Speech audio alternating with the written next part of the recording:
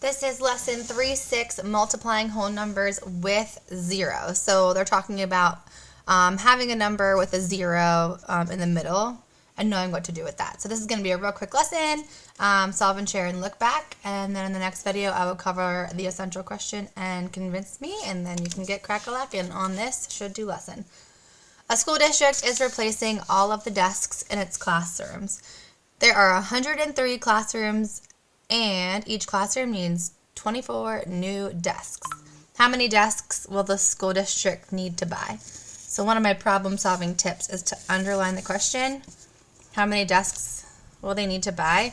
Go back and circle the most important information. So 103 classrooms, 24 new desks. And then something else I don't talk about all the time, but is boxing in your operation word. That way you know that this one is multiply.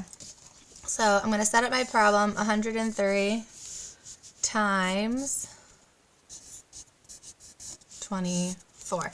And it follows the same exact steps as you've learned in the other lessons, but now you just got to be careful when you're multiplying by zero to make sure you add anything or not. That's been carried over from the first one. So 4 times 3 is 12. Carry the 1. 4 times 0 is 0. Then I have to add 1, so it's just 1. And 4 times 1 is 4. Don't forget to drop your placeholder 0 because now we're moving to the tens place. 3 times 2 is 6. 2 times 0 is 0. And then 2 times 1 is 2.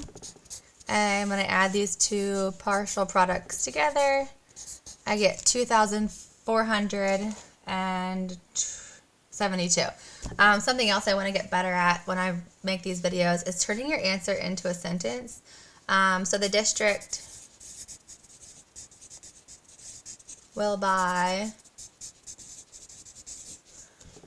2,472 desks. All right, and look back. Look back is to an old skill. This one happens to be estimating. So it says, what is a good estimate for the problem above? So 103 times 24. I can round these amounts actually a couple different ways. 103 is going to be 100. 24, I could round it to 20.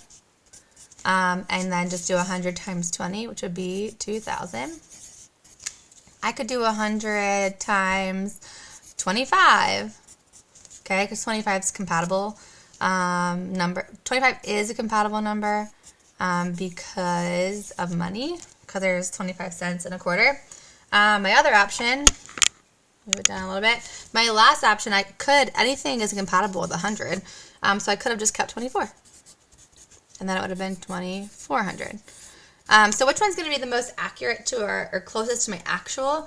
I'm going to say this one right here because 103 went down a little bit and then 25 goes up a little bit. So I feel like this is going to definitely be the most accurate, with the second most accurate one being this one. This is considered compatible numbers. I want to put a CN there.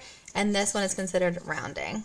So rounding's fine. You can always do rounding. Roundings is the easiest way, but sometimes compatible numbers is better because either you're working with power 10 and everything's compatible with power 10, or because you're working with like the number 25 or 15. Those are compatible numbers. Alrighty. That is the intro solve and share for lesson 3-6.